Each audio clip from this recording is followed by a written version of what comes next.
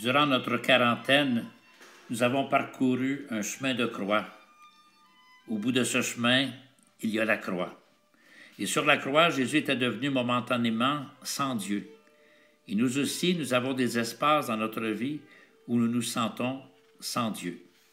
Ce vendredi nous plonge au cœur de Gethsémani. Pascal disait en parlant de Jésus à Gethsémani, « Jésus sera en agonie jusqu'à la fin du monde. » Il ne faut pas dormir pendant ce temps-là.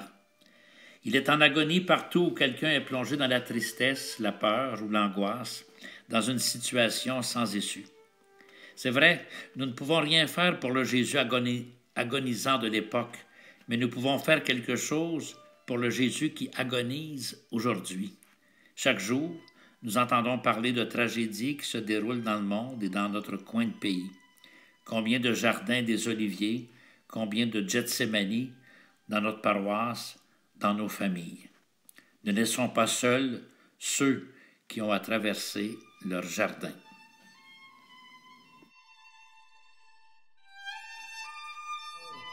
Pilate cherchait à le relâcher, mais des Juifs se mirent à crier, « Si tu le relâches, tu n'es pas un ami de l'empereur. Quiconque se fait roi s'oppose à l'empereur. » En entendant ces paroles, Pilate amena Jésus au dehors.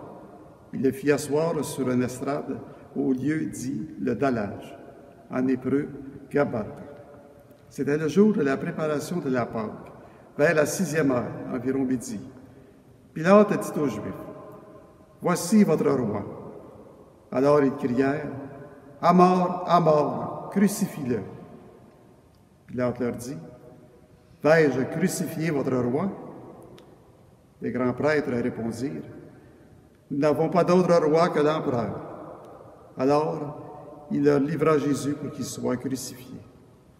Ils se saisirent de Jésus et lui-même, portant sa croix, sortit en direction du lieu dit le crâne, ou calvaire, qui se dit en hébreu Golgotha. C'est là qu'ils le crucifièrent, et 2 autres avec lui, un de chaque côté, et Jésus au milieu.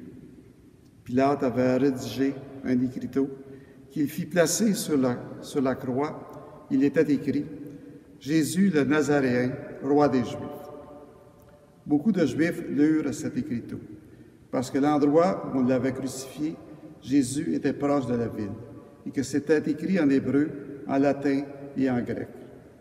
Alors les grands prêtres des Juifs dirent à Pilate, « N'écris pas roi des Juifs, mais cet homme a dit, je suis le roi des Juifs. » Pilate répondit, « Ce que j'ai écrit, je l'ai écrit. » Quand les soldats eurent crucifié Jésus, ils prirent ses habits, ils en firent 4 parts, une pour chaque soldat. Ils prirent aussi la tunique. C'était une tunique sans couture, tissée tout d'une pièce, de haut en bas.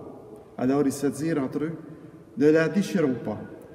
Désignons par le sort celui qui l'aura. » Ainsi s'accomplissait la parole de l'Écriture.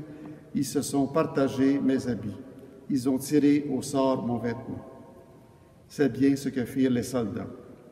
Or, près de la croix de Jésus se tenait sa mère, et la sœur de sa mère, Marie, femme de Cléophas, et Marie-Madeleine. Jésus, voyant sa mère, et près d'elle le disciple qu'il aimait, dit à sa mère, « Femme, voici ton fils. » Puis il dit au disciple, « Voici ta mère. » Et à partir de cette heure-là, le disciple l'a pris chez lui. Après cela, sachant que tout désormais était achevé, pour que l'Écriture s'accomplisse jusqu'au bout, Jésus dit, « J'ai soif. » Il y avait là un récipient plein d'une boisson vinaigrée. On fixa donc une éponge remplie de ce vinaigre à une branche d'hysope, et on l'approcha de sa bouche. Quand il eut pris le vinaigre, Jésus dit, « Tout est accompli. » Puis, inclina la tête, il remit l'esprit.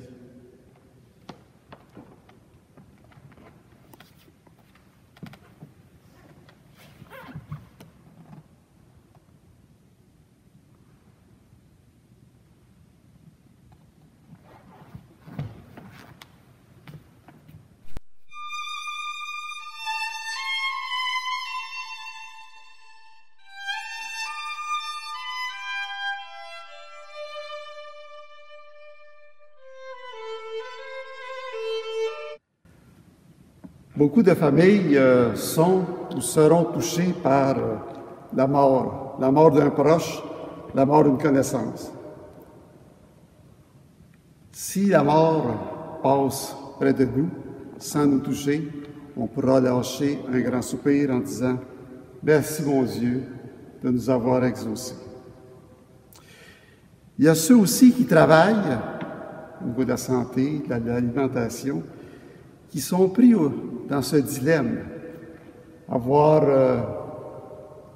l'obligation un peu d'aller travailler pour rendre le service, mais avec la peur aussi de tomber malade et surtout de propager la maladie à des gens qu'on aime.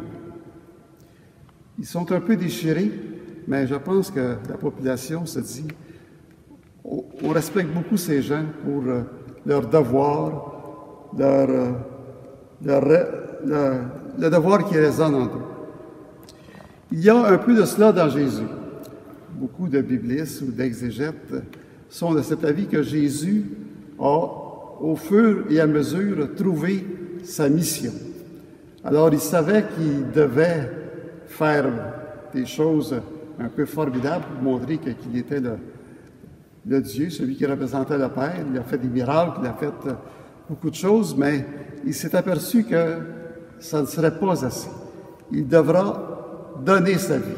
Il devra souffrir pour donner sa vie, pour que les gens puissent comprendre son message. Un petit mot sur Marie, sa mère, qui voit son fils mourir.